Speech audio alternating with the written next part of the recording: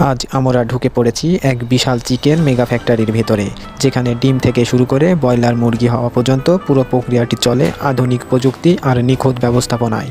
চলুন দেখে নিই কীভাবে কাজ করে এই আধুনিক চিকেন ফ্যাক্টরি।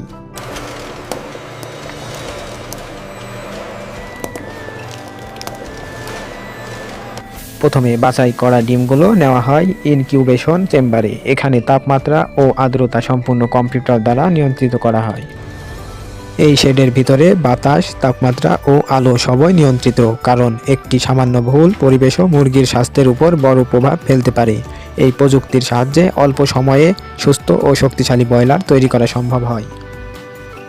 ডিম থেকে বাচ্চা ফোটার পর প্রতিটি বাচ্চাকে স্বাস্থ্য পরীক্ষার মধ্য দিয়ে নেওয়া হয়।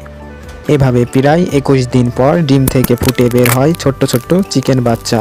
এই সময় সবচেয়ে গুরুত্বপূর্ণ হলো পরিষ্কার ও জীবাণুমুক্ত পরিবেশ, কারণ এই ধাপে নির্ধারণ হয় বাচ্চার ভবিষ্যৎ ও স্বাস্থ্য।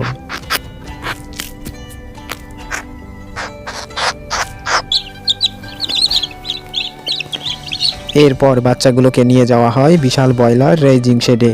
এখানে খাবার, পানি ও আলো সবকিছু অটোমেটিক সিস্টেম নিয়ন্ত্রিত হয়। ডিজিটাল সেন্সরের মাধ্যমে তাদের বৃদ্ধি নিয়ন্ত্রণ পর্যবেক্ষণ করা হয়।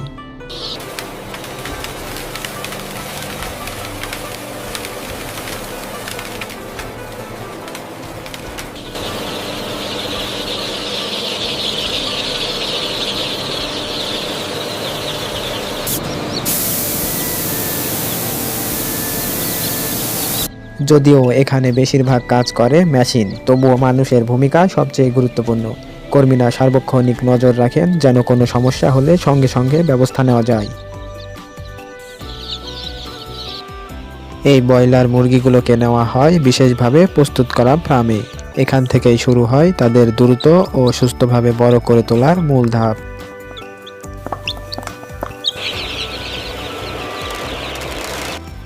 ফার্মে স্বয়ংক্রিয় বা আধা স্বয়ংক্রিয় পদ্ধতিতে খাবার ও বিশুদ্ধ পানি সরবরাহ করা হয়। বয়স অনুযায়ী স্টার্টার, গোয়ার ও ফিনিশার ফিড দেওয়া হয়, যা মুরগির দ্রুত ও স্বাস্থ্যকর বৃদ্ধি সাহায্য করে।